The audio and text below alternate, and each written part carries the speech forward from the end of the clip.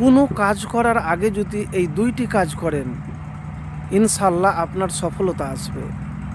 একটি কাজ হলো দোয়া। এমন একটি দোয়ার কথা বলবো, এই দোয়া যদি পাঠ করেন আপনার কাজ সহজ হয়ে যাবে, সফলতা দ্রুতই আসবে আপনার জীবনে। তো প্রিয় ভাইরা আমার, প্রথমেই দোয়াটির কথা বলবো, আল্লাহুম্মা লা সাহলা ইল্লা মা জাআলতাহু সাহলান ওয়া আনতা তাজআলুল হাজনা ইজা সিতা সাহলান। অর্থ হলো, হে আল্লাহ, আপনি যা সহজ করেন তাছাড়া কিছুই সহজ নয়, আর আপনি ইচ্ছা করলে সুকঠিনকে সহজ করেন। সহিহ ইবনে হিব্বান, হাদিস নাম্বার 974। তো প্রিয় ভাই আমার, যখনই কোনো কাজ করবেন সকালে, তার আগে অবশ্যই এই দোয়াটি একবার পাঠ করবেন। দেখেন, পরিশ্রম ছাড়া জীবনে সফলতা আসে না। কাজের প্রতি আপনাকে পাগল হতে হবে। আপনার যে উদ্দেশ্য না, সে উদ্দেশ্যর প্রতি আপনাকে মনোনিবেশ করতে হবে। সফলতা আপনার এমনি এমনি আসবে না, পায়ে হেঁটে চলে আসবে না। সফলতার জন্য অনেক কষ্টের রাস্তা আপনাকে পার করতে হবে। তার জন্য প্রথমে এই দোয়া পাঠ করবেন, আর আল্লাহর নাম নিয়ে আপনি কাজ করবেন, আল্লাহর উপর ভরসা রেখে। দ্বিতীয় যে আমলের কথা বলবো, সফল হতে চাইলে দ্রুত দুনিয়াতে সহজেই প্রত্যেক কাজে আপনাকে একটি জিনিস রাখতে হবে, পূর্ণ বিশ্বাস যে আল্লাহর নাম নিয়ে আমি কাজ করেছি, আল্লাহ আমাকে অবশ্যই সফল করবে। এই ধারণা, এই ধ্যান, যে কাজে আপনি লস খেলেন, সফলতা অর্জন করতে পারলেন না, মনে করলেন যে এটা আমার দ্বারা হবে না, কখনো না শুকরিয়া হবেন না। কেন জানেন? আল্লাহ রাব্বুল আলামিন কাউকে তার সাধ্যের বাইরে কোনো কাজ দেন না।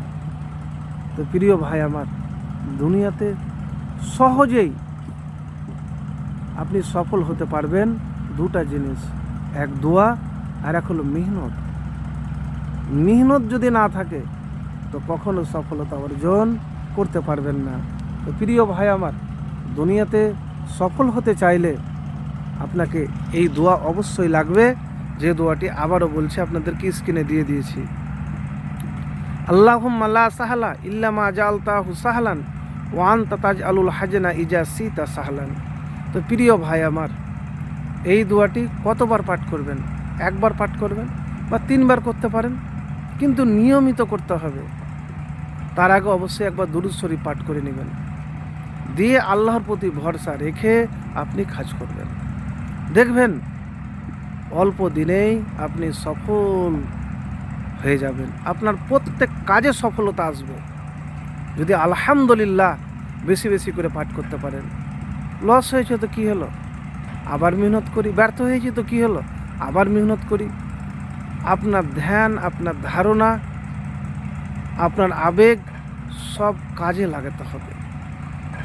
প্রিয় ভাই আমার, দুনিয়াতে সফল হওয়ার কথা বলাটা খুব সহজ, কিন্তু সফলতার রাস্তা কখনো সহজ হয় না। সেই সিঁড়িটা, যে সফলতার সিঁড়ি রয়েছে, রাস্তা রয়েছে, সেটা সহজ নয়। আমরা ভাবি যে মানুষ মনে হয় প্রবাসে গেলে, বিদেশে গেলে টাকা নিয়ে চলে আসে। যখন আপনি বিদেশ যাবেন, প্রবাস যাবেন, তখন বুঝতে পারবেন যে প্রবাসে কী জিনিস আছে। তো প্রিয় ভাইরা আমার, দুনিয়াতে সফল হতে চাইলে আর প্রত্যেক কাজে সফল হতে চাইলে আল্লাহর প্রতি ভরসা রাখুন, মেহনত করুন, আর এই দোয়াটি পড়ুন, ইনশাআল্লাহ সফলতা আসবে।